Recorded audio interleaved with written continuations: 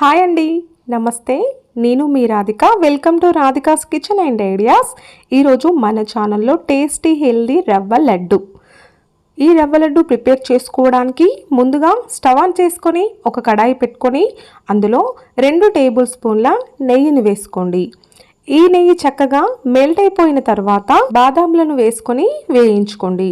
చూడండి, మంటని లో ఫ్లేమ్లో పెట్టుకొని వేయించుకోండి. ఇలా వేయించుకున్న వాటిని ఒక ప్లేట్లోకి తీసుకొని పక్కన పెట్టుకోండి. మళ్ళీ ఇదే నెయ్యిలో కాజులను కూడా వేసుకొని వేయించుకోండి. చూడండి, ఇలా మంచి కలర్లోకి వచ్చాక వీటిని కూడా ఒక ప్లేట్లోకి తీసుకొని పక్కన పెట్టుకోండి. అలాగే కిస్మిస్లను కూడా వేసుకొని ఇదే విధంగా వేయించుకొని తీసుకోండి ఒక ప్లేట్లోకి. ఇలా డ్రై ఫ్రూట్స్ని వేయించుకున్న తర్వాత ఇదే నెయ్యిలో 1 కప్పు రవ్వను వేయించుకోండి. ఫ్రెండ్స్, పర్ఫెక్ట్గా కొలతలతో చేస్తే మనకు రవ్వ లడ్డు కూడా పర్ఫెక్ట్గా వచ్చేస్తుంది అనమాట. ఇప్పుడు ఈ రవ్వను 3 నిమిషాల పాటు మంటని లో ఫ్లేమ్లో పెట్టుకొని వేయించుకోవాలి. చూడండి, 3 నిమిషాల తర్వాత ఇలా కలర్కి వచ్చేసి ఇలా కమ్మటి స్మెల్ వస్తుందన్నమాట. ఇలా వచ్చిన తర్వాత ఇందులో 1 కప్పు పచ్చి కొబ్బరి వేసుకోవాలి. ఈ రవ్వ మరియు కొబ్బరి ఎక్కడ మాడకుండా లో ఫ్లేమ్లో మంటను పెట్టుకొని ఇలా కలుపుతూనే ఉండాలి కంటిన్యూస్గా. చూడండి, ఈ కలర్లోకి వస్తుందన్నమాట.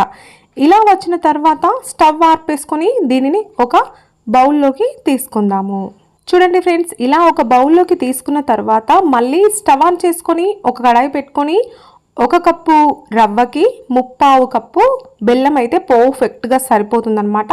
ఇందులో 2 టేబుల్ స్పూన్ల వాటర్ వేసుకోండి. ఎక్కువగా వేసుకోవద్దండి, చాలా తక్కువగా వేసుకోవాలి. ఇప్పుడు ఈ బెల్లం అంతా మెల్ట్ అయిపోయేంత వరకు కంటిన్యూస్గా కలుపుతూ ఇలా మెల్ట్ చేసుకోండి. చూడండి, బెల్లం అంతా కరిగిపోయింది కదా. ఇప్పుడు ఈ బెల్లం వాటర్ని మనం రవ్వ తీసుకున్నాం కదా, అందులో వడకట్టుకొని తీసుకోండి. ఇలా వడకట్టుకొని తీసుకుంటే బెల్లంలో ఏదైనా నలకలు ఉంటే పోతాయన్నమాట. ఇప్పుడు యాలకుల పౌడర్ని అలాగే మనం వేయించి పెట్టుకున్న డ్రై ఫ్రూట్స్ని యాడ్ చేసుకొని స్పూన్తో కలుపుకోండి. ఇలా స్పూన్తో మొత్తం కలుపుకున్న తర్వాత ఇప్పుడు చేత్తో ఈ విధంగా మిక్స్ చేసుకొని లడ్డూలా చుట్టుకోండి. చూసారు కదా ఎంత టేస్టీగా ఉంటుందంటే, మనం నార్మల్గా షుగర్తో చేసే వాటికంటే చాలా బాగుంటుందండి. ఒకవేళ మీకు ఇక్కడ రవ్వ పొడి పొడిగా అనిపిస్తే మీరు కొంచెం కాచి చల్లార్చిన పాలైనా లేదంటే నెయ్యినైనా యాడ్ చేసుకొని ఇలా ఉండలా చుట్టుకోవచ్చు. మనం పర్ఫెక్ట్గా కొలతలతో చేసుకున్నాం కాబట్టి మనకు పర్ఫెక్ట్గా వచ్చేసింది.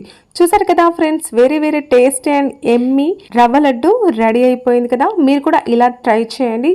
ఇలా నోట్లో వేసుకోగానే కరిగిపోతుంది, అస్సలు గట్టిగా ఉండదండి. ఈ లడ్డు మనకి వారం రోజుల వరకు నిల్వ ఉంటుందన్నమాట. చాలా టేస్టీగా కూడా ఉంటుంది.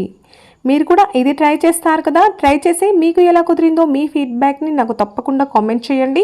అలాగే ఫ్రెండ్స్, మీకు ఈ వీడియో నచ్చితే లైక్ చేసి మీ ఫ్రెండ్స్ అండ్ రిలేటివ్స్తో షేర్ చేసి, మీరు నా ఛానల్ని ఇంతవరకు సబ్స్క్రైబ్ చేసుకోకపోతే సబ్స్క్రైబ్ చేసుకొని పక్కనే ఉన్న బెల్ సింబల్ని యాక్టివేట్ చేస్తే నేను చేసే ప్రతి రెసిపీ మీకు నోటిఫికేషన్ వచ్చేస్తుంది అనమాట. Thank you for watching. Bye.